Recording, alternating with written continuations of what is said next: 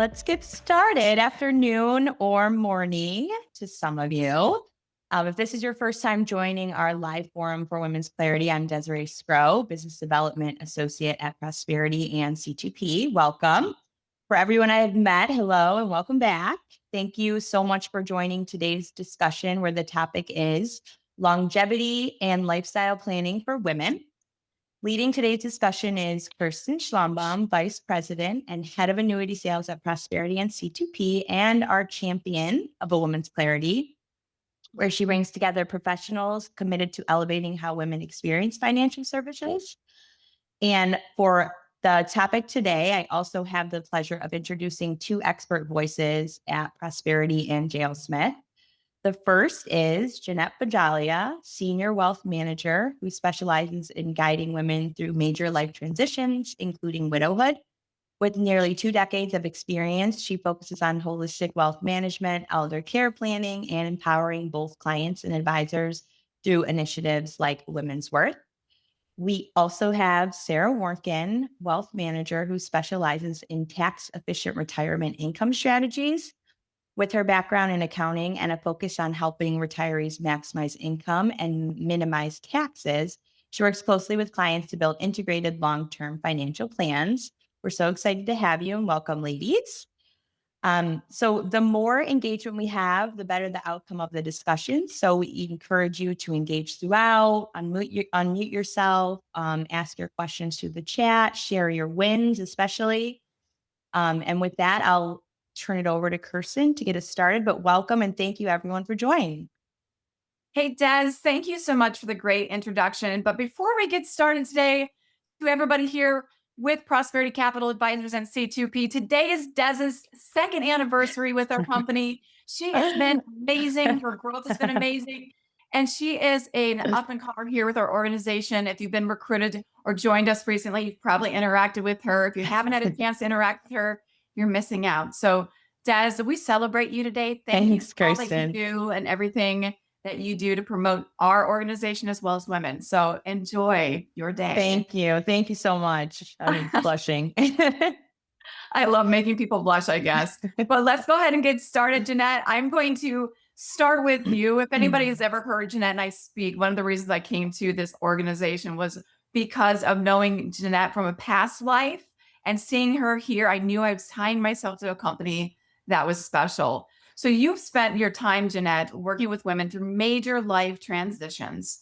What are some of the most common gaps you see when it comes to longevity and how advisors can proactively address this?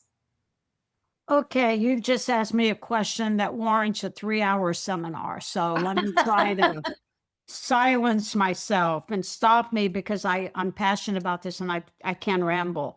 I think initially the gap I see is understating the financial needs of women as they navigate that 70 to 95, 100-year-old age group.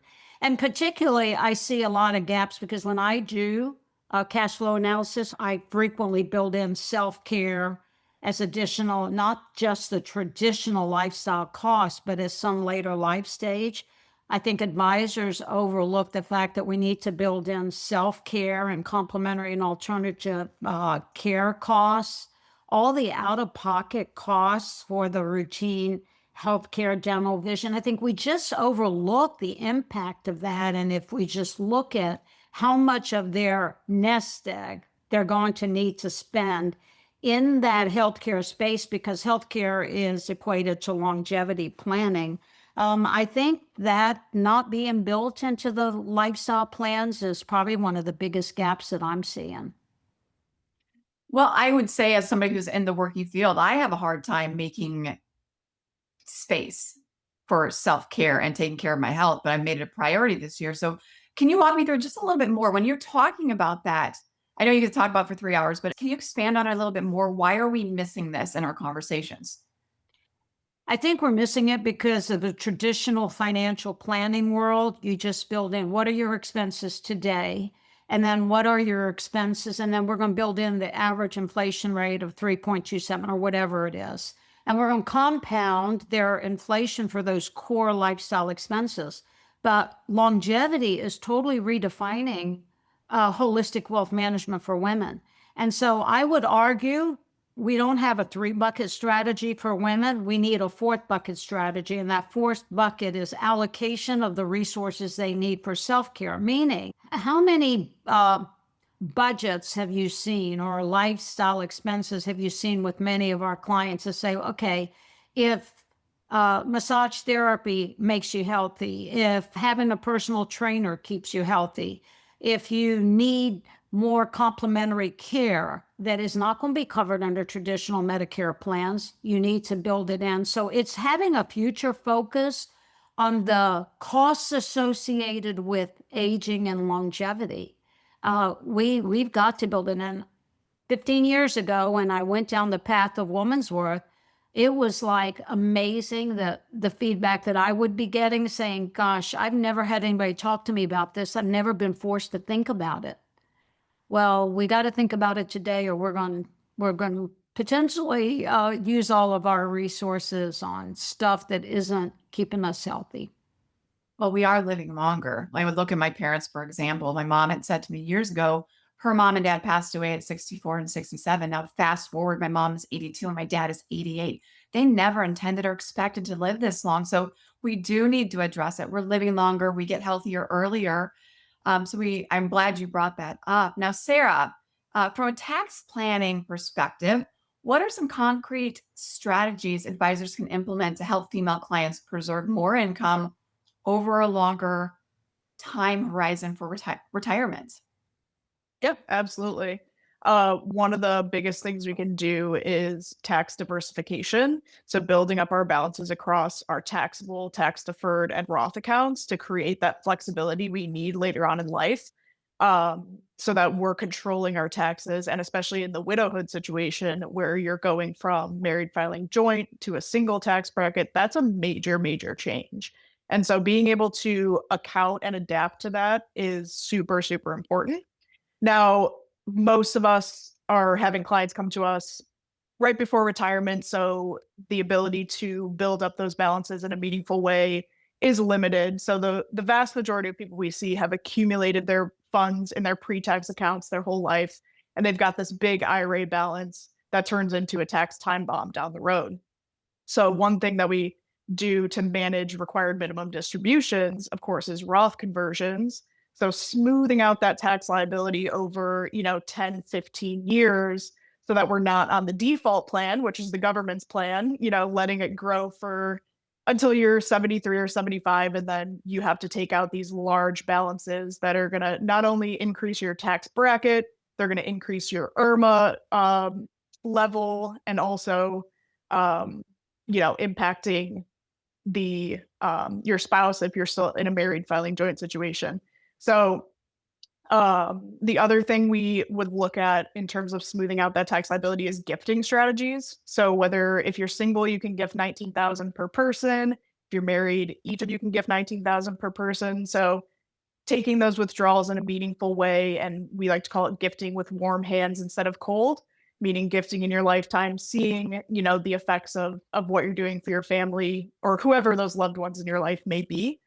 And then there's also QCDs, or qualified charitable distributions. If you're in a situation where you're charitably inclined, or maybe there's not a lot of family members in the picture, strategically using those qualified charitable distributions to start diffusing that time bomb after 70 and a half. Maybe there's a charity that's in your heart that you want to give a lot of money to. That's a great way to not only do something good in the world, but also help your tax situation down the line.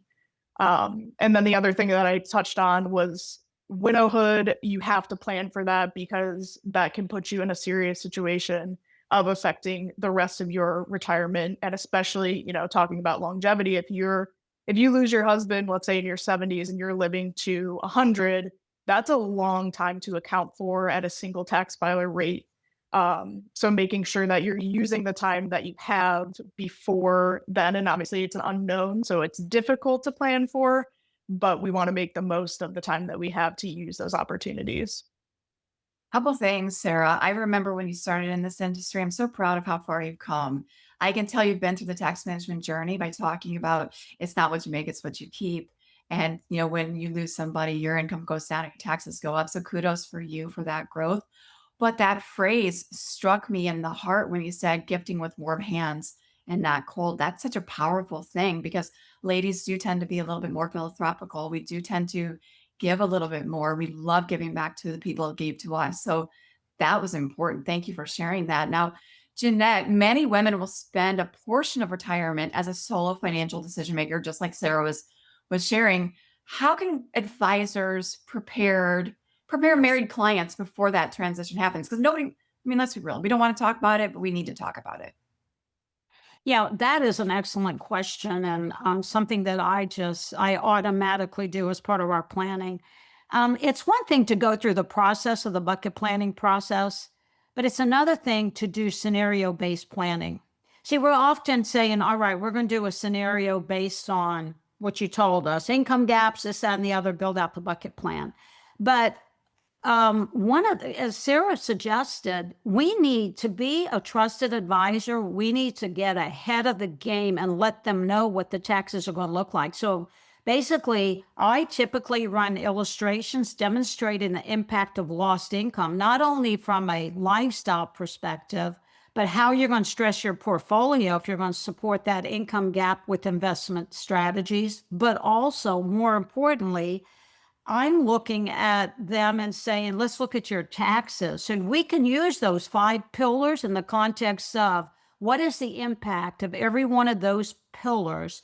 And I force them as a couple to sit there and let's talk about this scenario-based planning. This is the good, the bad, and the ugly. The good is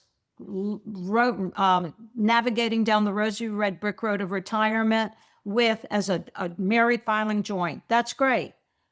The bad is one of you loses your life prematurely. And so I build scenarios, and it's that second scenario that confronts them where they sit and look at each other. Because I call it the moment of truth report. I say, this is the impact of lost income. And then I take it one step further. And so that opens up the honest conversation between the two of them. Conversation that no other advisor is discussing with them. That's very relevant. And I show them that, okay, and we ask them very open-ended questions. How do you want to age? Let's assume Frank needs long-term care and and I show them the cost of long-term care. They're 65 years old. I show them the cost of skilled nursing care at their 80s.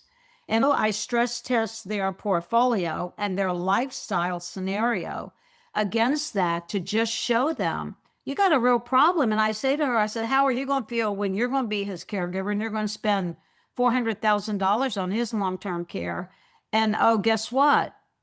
How much? Let me show you how much is going to be left for you and how soon you could potentially run out of money. So I think it's having the real, open, honest, and no one's going to change my mind about scenario-based planning. If we're not giving them the scenarios that show them the impact when they lose their spouse across those 5 pillars, and the impact of what it's going to take if they have to spend a lot of their financial assets on long-term care. So I basically say something advisors can do is partner with centers of influence in that latter life stage planning area. We don't consider them as centers of influence, but they need to be because we can bring them value for the families they serve. One thing you said really stuck with me too. It's like, we're not doing fear-based selling, because sometimes people think that's what we're doing when you talk about these scenarios. It's you're showing them a scenario base and helping them understand the reality of what happens throughout a long life. It's very true and how do your clients react? Is it an eye opener? Do you see that look across the table where they're like looking at each other like, what is our plan? Does it really open up that conversation for you? Typically, it is a differentiator for me as the advisor that cares more about their lifestyle and the qualitative elements of their lifestyle, not the quantitative. It's not about the investments, it's about how we protect and preserve your desired lifestyle. And it gives them the data to have an open dialogue, and they make decisions on that data. They don't have to make emotional decisions. They're making decisions on facts and data. And they're very appreciative and it engages the conversation about bad things when you just deal with the impacts, the personal impacts to your lives along the 5 pillars, because I'm linking it back to when one of you passes, you realize you're going to have to go get a trust because nothing can be jointly held, those types of things. So it opens up. Again, it's a differentiator for us as holistic wealth managers.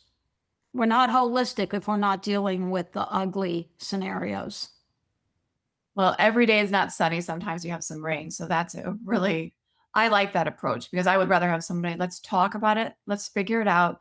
Let's have that conversation. Now, Tom in chat asked, what are you using for your scenario analysis, Jeannette, Sarah? I know you've got some fantastic tools. Right now, I know our firm's going to be looking at the technology stack and changing. I've tried e-money. I've tried Retire Up. I've tried in terms of speaking the language of women. I've tried them all, but what works and speaks the language of women in a simple manner that gets away from charts and spreadsheets and rate of returns is the retirement analyzer, because it gives me a lost income report by year based on taxes. It gives me the impact of long-term care stress test against them. It gives me the impact of loss of income, life insurance, how much life insurance. It gives me more narrow returns than, oh, you're going to be fine. You're never going to run out of money. Well, yeah, you are, because if we redirect some money to long-term care because you're not protected. So I use the retirement analyzer because it's so female friendly and speaks the language of women. I thought that's what you used, but I want to make sure that was answered correctly. So thank you. Now, Sarah, can you walk us through an example of how poor withdrawal sequencing can impact a widow's long-term financial security? And what can we do differently to be impactful to prevent that? Yeah, definitely. That can have a huge impact. As Dave says, not all money is taxed the same. So an example of that would be, you retire and let's say you want to live off of your non-qualified funds to decrease your tax rate for the next, however many years of retirement. Well, that's great. But in that time, you may be saving on taxes currently. But what you're doing is also accumulating that pre-tax balance. Like I touched on earlier, that's going to become an issue down the line. So making sure that you're proactively coming up with a plan each and every year, because things change all the time. Some years you might need to take out a big withdrawal for a car, the furnace, or the roof, whatever it may be. And in other years, you may not need any big chunks of money. And in those present opportunities to, maybe live off the non-qualified income, but do a giant Roth conversion. So what we need to be doing each and every year is proactively analyzing, okay, what does our income look like this year at a baseline? What do we see coming down the line that's going to make a big impact on this year's taxes? And then what can we take advantage of in this year to maximize, our brackets, making sure, we're not unintentionally going into a different IRMA tier. Brian and I work with this one client. She's a widow and she's got she's got $3 million of pre-tax funds and she's 63. And so we are intentionally putting her into the second IRMA tier each and every year, maxing out the 24% bracket, because whether she likes it or not, if we don't do that later on down the line, she's going to be in that top tier. So the importance of, like I said, intentionally controlling where things fall each and every year until we get to that point is super important and crucial, so we don't end up in a bad situation down the line. Well, what we do isn't transactional. What we do is relational. So it is building that foundation of relationship, setting the table for our female clients and our male clients in the manner that they are looking to retire, but continually having that conversation, like you said, Sarah, every single year to set them up for success is important. Because I think that's one thing that early on, years ago, this was more transactional to be a planner than it is today. We have to have that relationship. So I love that idea of making sure that every year you're revisiting. You said this was important. We're going to do this. We're going to continue to do that. So that's wonderful. And you've got some great teachers mentoring you between Jeannette and Brian and your dad. Jeannette, I'm just so pleased to see where you are today, Sarah. Jeannette, you founded A Woman's Worth to better serve women. What are a few actionable ways advisors can adjust their communication style or process to better engage female clients? Because, women want to be educated. Women want to be a part of the process. We may speak and think a little bit differently, and that's okay. So how do we change our words to make impact? I think we need to get away with women from financial jargon. For instance, the biggest shift needs to be for our female clients. And again, I'm building out and pursuing, deepening what we know about the female financial consumer because of the $40 trillion of wealth transfer. That's the majority of it is landing in the hands of women. But what we find in the research is saying we have to move away from here's the product and here's the performance of the product. So we're so transactional going from product to performance, but the conversation needs to be about life and your expected outcomes. What do you expect in your life? And basically they want to understand, they want to have security, they want flexibility. And so I often see us talking to them about, okay, here's your portfolio allocation and expected return. It's part of our process, so we have to show them portfolio and expected return. Actually, women don't care about that. What we should be asking them is what would make you feel confident and secure financially? That is getting at the same thing because they're going to answer what that portfolio allocation should be. And then we're constantly telling women what they should do because they're reluctant, because we've got to change that financial interaction, the language. It's got to be more towards behavioral finance with women than it has ever been with couples. And then rather than saying, here's what you should do, we should say, let's look at our options together because we're in it together. They're looking for our guidance. We're facilitating the conversation. And then we give them options and we say, which option do you think aligns with your personal priorities? What would make you feel safe and secure? So I think it's just changing. And you know what's interesting? I hear people and they say, oh, we're going to talk about tax loss harvesting because tax planning is a big part of our holistic wealth management process. And we start talking about tax loss harvesting. And I'm thinking, well, I can change that and say, here are some ways we can improve your after-tax returns. So there's different things that we can say and do. I did a fee tax planning workshop last night, and there were women in this workshop. And when I used what's on that AFIA presentation that we're required to use, I converted it into language that these women could get engaged in the conversation.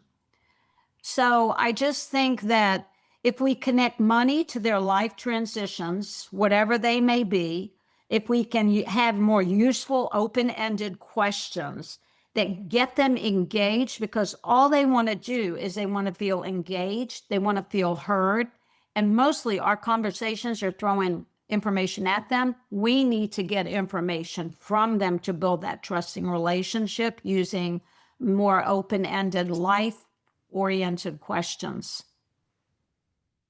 Very true. And I think we've talked about that before, but I love the way you say lifestyle planning instead of income planning, because really it is, we want to maintain our lifestyle. So I do know that you do a great job of making words matter. And at the end of the day, regardless if they're female clients or male clients, our words matter. So setting our clients up for an understanding and comfortability into their retirement is important, especially for women. Now, Sarah, for advisors working with women I can't talk this morning. I probably need more coffee. For advisors working with women who are more risk aware, how can they balance tax efficiency with appropriate portfolio risk? And do you have any specific frameworks or rule of thumb when doing this? Yeah, I think to Jeanette's point, I love everything Jeannette just said.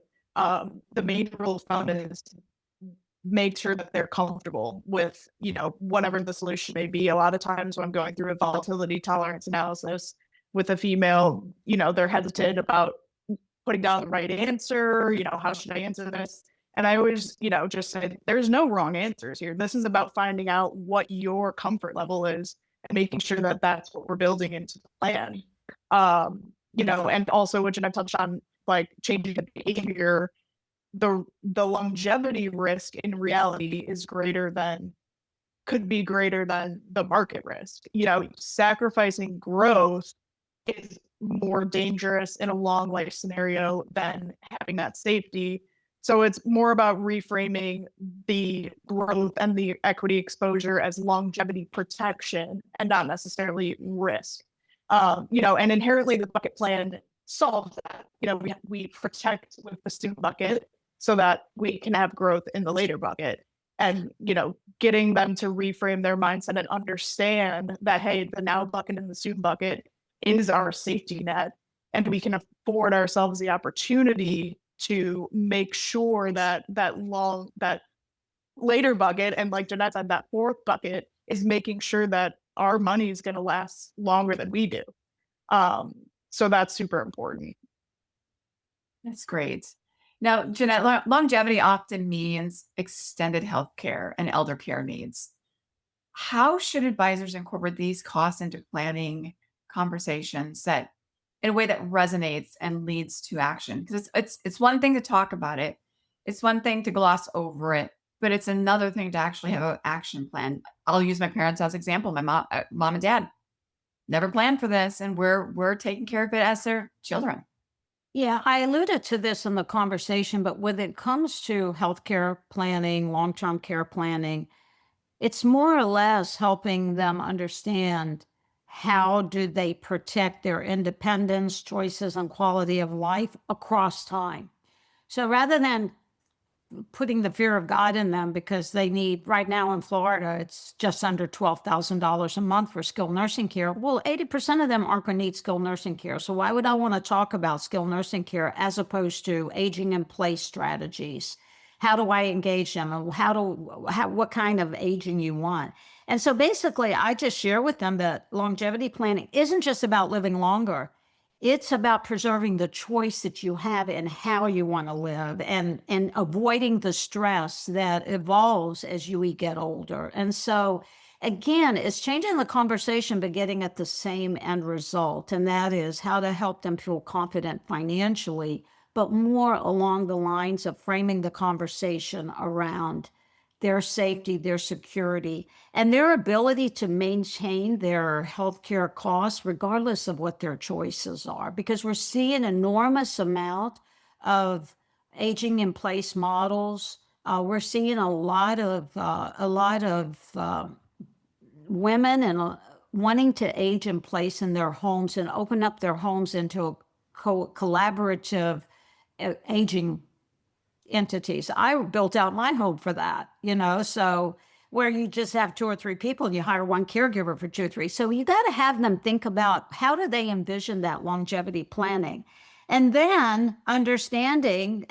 Once they understand that, then you can stress test how much money they have with the way they want to live, not only until they're 75, 80, but let me tell you, the fastest growing segment of the U.S. population is the 90 plus, and most of them are women. So we've got to be prepared to help our clients. I don't want to sit in front of a client, or I don't want Sarah and Farron and our younger advisors to sit with clients that I put plans in and they run out of money in the next decade because we didn't think through this and they need assisted living. So I would encourage everyone to start having that conversation at a how do you want to age? And then what kind of confidence do you need to help you achieve that? So basically, those are the things that it's about dignity. It's about empowerment with women. It's not about money. It's what can money do for them to give them that dignity and that empowerment. I love it when you said that you've already set your home up to be a place for you and some other ladies for aging in place. Lisa Shanae said the same thing. I was thinking it's kind of like Golden Girls. My girlfriends and I talk about that. Like when we're older, we want to be each other's support as we go through this new era of life. And we've actually talked about what our plan would look like. So I love that. We're taking care of each other. We're lifting each other up and making a plan for the future because we know we're going to live longer, and all the things we do today to be healthy propels us into a longer lifestyle. So I think that's so important. So again, I giggled when Lisa said my same thought. It's like the 2026 version of the Golden Girls, but I love that. Now, Sarah, from a practical checklist, let's get back to being practical, not going down the Golden Girls reminiscing lane. But what's a practical checklist advisors can use when building a tax efficient retirement income plan, especially tailored to women?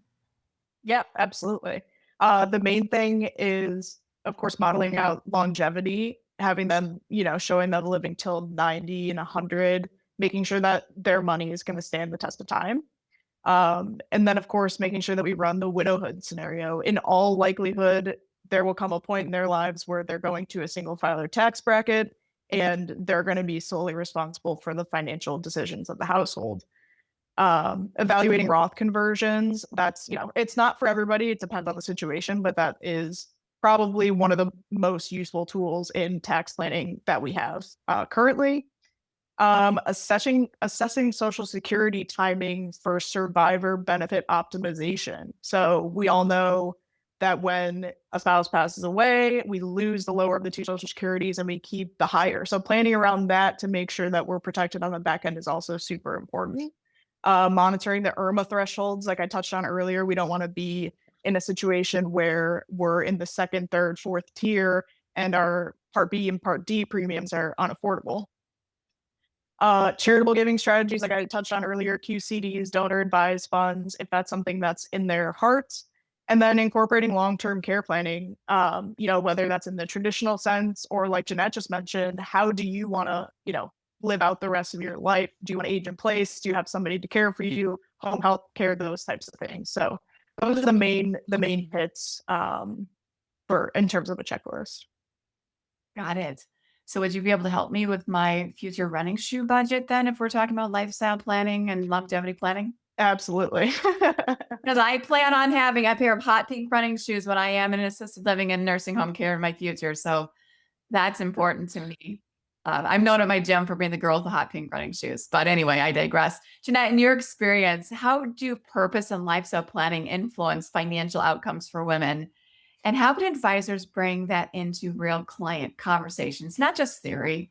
Because when we're going to be authentic and real with our clients, it needs to be a real conversation.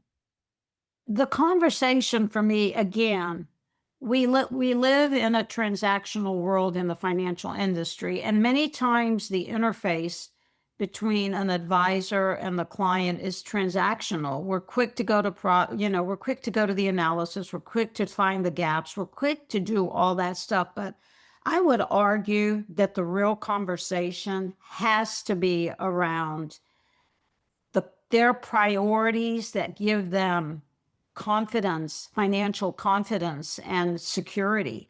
And so basically I like to share with, I've heard horror stories since we've kicked up our Woman's Worth events again. And I'm thinking, I just can't believe this woman has $9 million. And I can't believe the way her advisor is treating her. Like she's, they're not hearing. Women want to be heard. So basically, I think changing our language from transactional to life-based. It's not about the transaction, it's about what we want to achieve for you, what would give you the greatest financial confidence. And so basically, I tell them that my goal is to help them build a plan to create something that supports both growth and their peace of mind so that they feel comfortable and engaged and know where they're headed, not just informed, because we can throw them performance reports till the cows come home and we can show them how great we did, but are they engaged? No, it goes in one ear, and the minute they hang up that Zoom call, the minute they walk out of your office, performance doesn't matter. It doesn't matter. What matters is their relationship with you and that engagement. And so I believe we have to change the conversation from money to lifestyle outcomes, as I said before, and to create a greater sense of confidence and loyalty to me as an advisor for referrals. So one more question for you. I'm just thinking about, based on what you said, can you just give some quick tips for those who might be struggling with the authenticity and changing it from more transactional to conversational, like maybe some like quick 1 to 2 like quick word changes that you would recommend? Because I think that's important too. Because again, our words matter. Yeah, I made a list in one of my women's work training sessions I did a while back, and it took a whole list of uh, jargon and said what's more female friendly. Like when we say financial planning or we say retirement planning, no, what it is lifestyle protection planning. All planning does is give you that protection for the lifestyle that you deserve. And then I think it's also going away from, the sequence of returns risks. This is the impact of your withdrawal strategy. This is the impact of your money based on how you withdraw money. That's saying the same sequence of returns risk. Why do I have to traumatize them with my language? Because it is traumatic. Again, everybody knows my story. I rejected 5 male financial advisors when I wanted to have a financial advisor create a plan for me. And thank God that they weren't so smart and didn't speak my language. I just started down this journey. So I think that's it. And then don't talk about performance and weightings and allocations. Talk about this is how we position the money that you work so hard to save for your future. This is how we position it to ensure we have a high probability of achieving your life goals. Does this work for you? So it's the tone of how we say it has to be sophisticated. It has to be engaging. It has to be collaborative, and that would equal they would trust you. So sometimes we just are talking. We go to an event, we learn a bunch of stuff, and we learn how a script that somebody else uses. And we come and we one size fits all. We use that script on everybody and their brother. And that doesn't, if we want to attract the affluent female financial consumer, we have to change the way we talk to them and dialogue with them. Thank you for that. That's exactly what I was looking for, Jeannette. Thank you so much. And now as we're wrapping up, Sarah, can you share with us a quick win advisors on our call could implement this week to immediately improve how they serve female clients from a tax and planning standpoint? Since you're a rising generation, I can't wait to hear this answer. Yeah, just basically to piggyback on what Jeannette just said, connection and patience. The most important thing is that they trust you, and the planning and the numbers come after that. The client that I referred to before, the single female, Brian and I met with her 6 or 7 times before we even broached, taking over the assets. Her husband passed away in 2019, and the biggest, most important thing to her was that we weren't erasing him from the portfolios.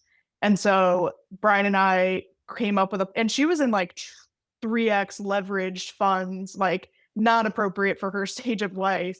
But instead of being like, hey, here's what is wrong and here's what we need to do, we really took a delicate approach and took the time to be like, we're not erasing Michael from the portfolios.